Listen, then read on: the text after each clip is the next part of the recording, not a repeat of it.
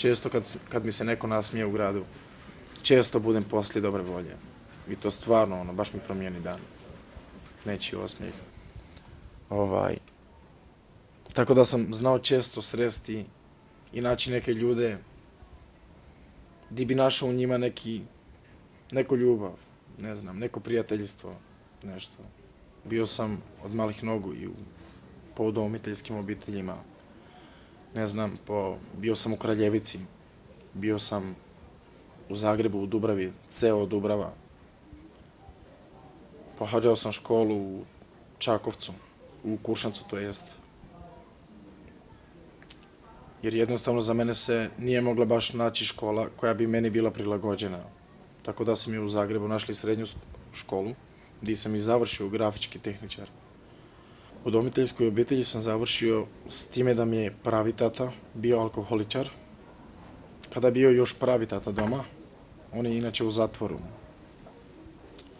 Već 15 godina robija. Zbog kriminala, mamu je često tukao. Po domovima sam bio jer je centar saznao da nisam imao roditelje stabilne. S time da mi je majka, kada je bila mlada, nije bila toliko sklona alkoholu. Jednostavno ni mojoj mami nije lako jer je uništio život. Moja majka uopće ne znam ako bi me prihvatila. S djecom se mora puno pričati.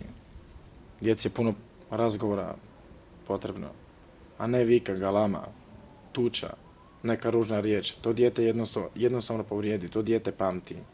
Meni su drugi ljudi pružali ljubav. Mada ja tu ljubav nisam osjetio kao majčinu. Tako da često sam znao i odgajateljice gledati kao majku.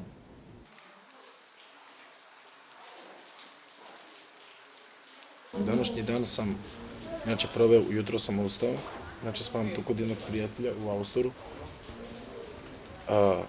U šupi njegovoj, na jednom madracu imam 2 deke, što mi je jedna konobarica donijela od kuće. Ujutro sam bio kod Konzuma, bio sam u nabavi, ja to zovem nabava. Odem u Konzumu svako jutro, sjednem kod tog dućana i molim milostinju, ljudi mi pomažu, jer ja spavam vani, doslovno na ulici. S time da mi se smiluju jedva nekako ljudi, pa ima dobrih ljudi da mi se nađu.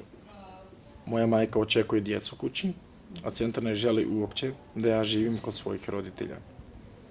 Jer ja sam se prije inače i drogirao. Bavio sam se i drogom. Policija uopće nije imala nikakvog, i danas kad me policija zna vidjeti po gradu, nemaju ni malo srca, ja znam da je to policija. Ali oni nemaju grižnju savjesti da sam ja invalid, da se ja drugačije ne mogu pomoći, da ako ću ja stalno ovisiti o socijalnoj pomoći, da meni to neće ništa puno značiti. Najgore je to što nemaš nikoga. Čovjeku je dovoljno samo jedna lijepa riječ ili jedan lijepi osmijeh, čovjek se puno bolje osjeća. I to znam i ja.